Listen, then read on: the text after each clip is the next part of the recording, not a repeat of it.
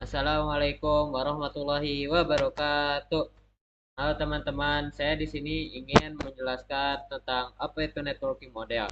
Networking model adalah sebuah konsep dalam arsitektur jaringan yang digunakan sebagai standar dalam proses komunikasi data perangkat dalam jaringan. Selain menjadi standar networking, model ini juga memberikan panduan tentang bagaimana data dikirim, diterima, dan diproses dalam jaringan. Networking model itu ada dua, yaitu networking sekarang. Menggunakan TCP/IP model ini karena TCP/IP lebih lezat formal dibanding OSI. Sebaliknya, karena OSI lebih kompleks, maka sering digunakan untuk kebutuhan edukasi. Selanjutnya, definisi OSI. Definisi OSI adalah kerangka kerja konsep faktual 7 lapisan yang dibuat oleh ISO untuk menstandarisasi fungsi komunikasi jaringan. Assalamualaikum warahmatullahi wabarakatuh.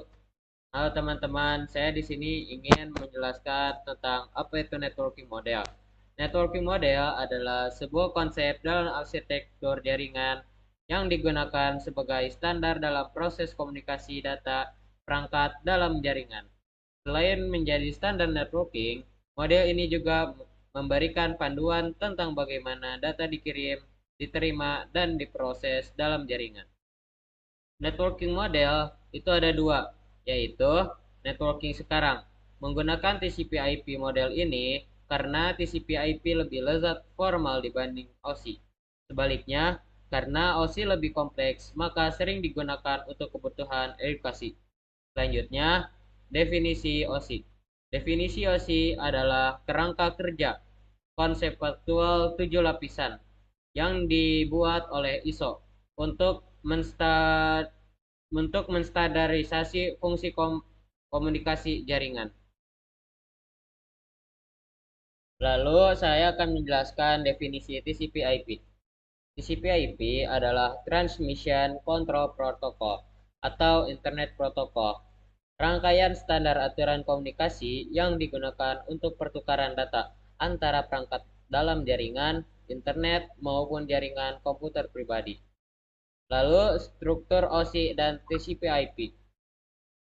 Yang pertama, OSI memiliki 7 lapisan teoritis: application, presentation, session, transport, network, data link, dan physical yang berfokus pada konsep. Lalu yang kedua ada TCP/IP. Memiliki 4 lapisan, yaitu application, transport, internet, dan network access yang digunakan dalam internet nyata. TCP/IP menggunakan fungsi lapisan atas OSI dan lapisan bawah menjadi lebih efisien. Dan sekarang saya akan menjelaskan tentang struktur yang ada di TCP/IP. Yang pertama ada application layer. Application layer adalah lapisan teratas yang berinteraksi langsung dengan pengguna dan aplikasi, seperti web browser atau email client, serta bertanggung jawab menyediakan akses layanan jaringan. Lalu yang kedua ada transport layer. Transport layer adalah lapisan yang bertanggung jawab untuk komunikasi end-to-end, mengatur aliran data, serta melakukan segmentasi dan penyusunan kembali data antar aplikasi, pengirim, dan penerima. Lalu yang ketiga ada network layer.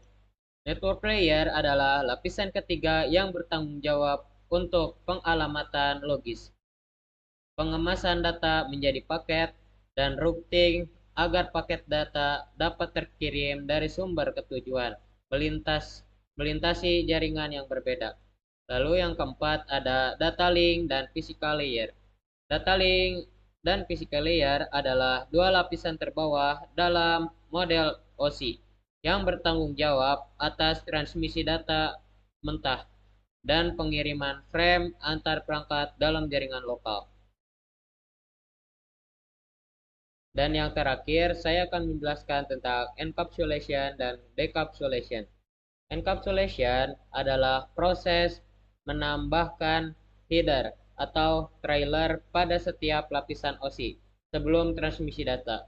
Sedangkan decapsulation adalah proses menghilangkan header atau trailer tersebut setelah pengiriman data. Itu saja yang bisa saya sampaikan pada video kali ini. Semoga yang saya sampaikan dapat bermanfaat bagi kita semua. Wabillahi taufiq wal hidayah. Wassalamualaikum warahmatullahi wabarakatuh.